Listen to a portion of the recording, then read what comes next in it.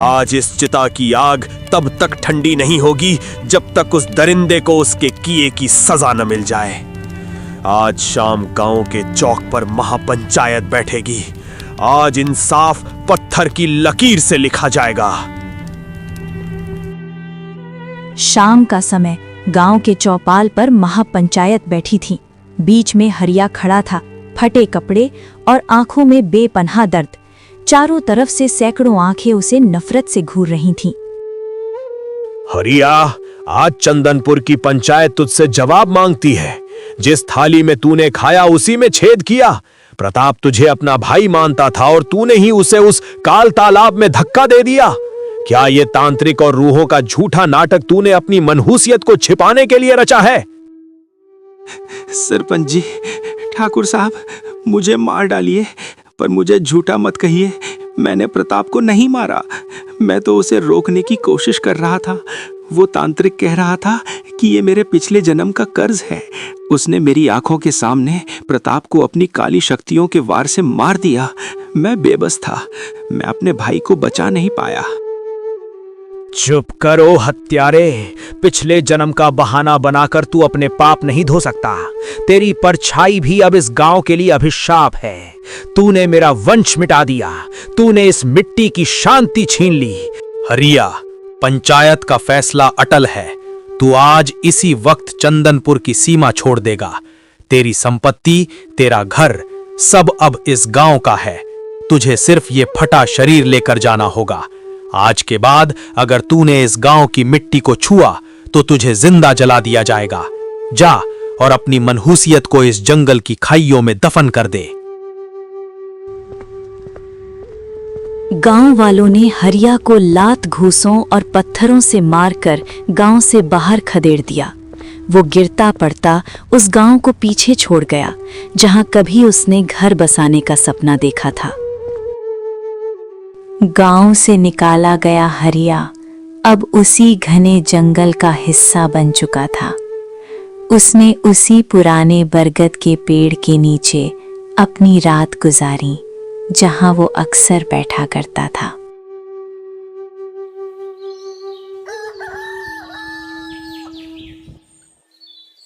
अगले दिन पत्थर और टहनियों को जोड़कर उसने एक छोटी सी झोंपड़ी तो बना ली, पर मन का बोझ कम न हुआ। जंगली फल खाकर पेट तो भर जाता, पर आत्मा भूखी थी, इंसाफ की और थोड़े से सुकून की। कई महीने बीत गए। हरिया का शरीर हड्डियों का ढांचा बन चुका था। एक रात उसे नींद नहीं आई। वो अपनी झोपड़ी के बाहर बैठकर आसमान को देखता रहा। ए विधाता, आखिर कब तक मैं इस जानवरों जैसी जिंदगी को ढोता रहूंगा? दुनिया ने तो मुझे त्याग दिया, पर क्या तुम भी मुझसे मुख मोड़े लोगे? नहीं, मुझे यकीन है कि अगर मैं तुम्हारे दरबार में मत्था टेकूंगा तो तुम मेरी पुकार जरूर सुनोगे। कल सुबह सूरज उगने से पहले मैं गांव के मंदिर जाऊंगा। जब सब सो रहे होंगे तब मैं अपने प्रभु के दर्शन करूंगा। शायद वहीं से मेरे जीवन का कोई नया रास्ता निकले।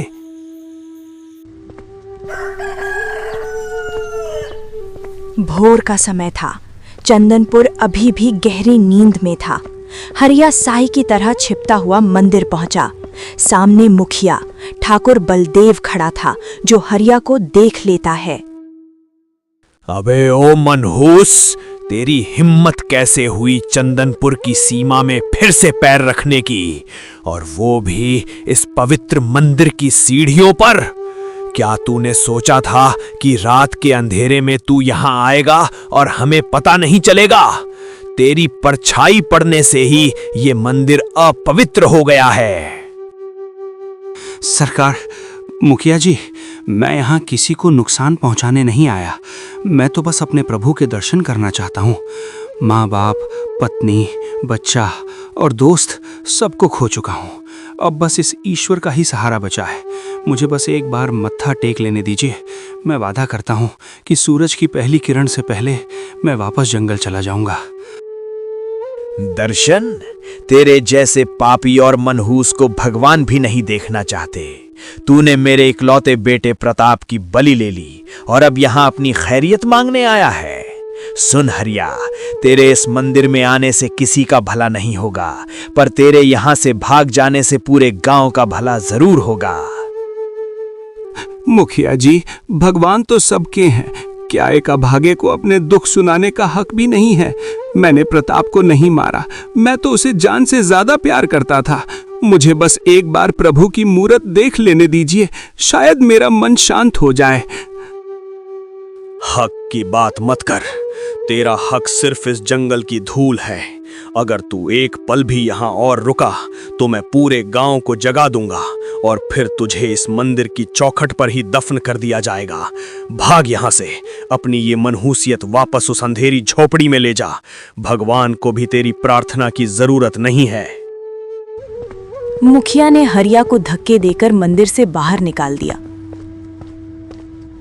लगता है ईश्वर के द्वार भी मेरे लिए बंद हो गए। अब कहाँ जाऊं? किससे अपनी पीड़ा कहूं?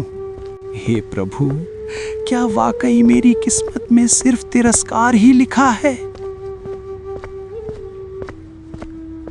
यही सोचते हुए हरिया भारी मन से अपनी झोंपड़ी की ओर बढ़ रहा था।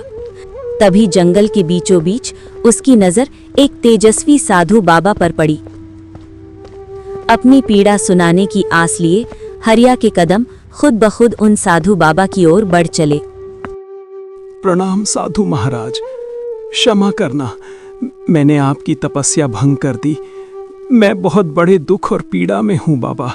क्या आप इस अभागे को कोई राह दिखा सकते हैं? अब तो ईश्वर ने भी मुझसे अपना मुख मोड़ लिया है। हरिया की पुकार सुनकर जंगल का सन्नाटा जैसे ठहर गया। साधु बाबा ने धीरे से अपनी आंखें खोली। उनकी आंखों में एक अजीब सी चमक थी, जैसे वे हरिया के वर्तमान को नहीं बल्कि उसके हजारों साल पुराने अतीत को देख रहे हों।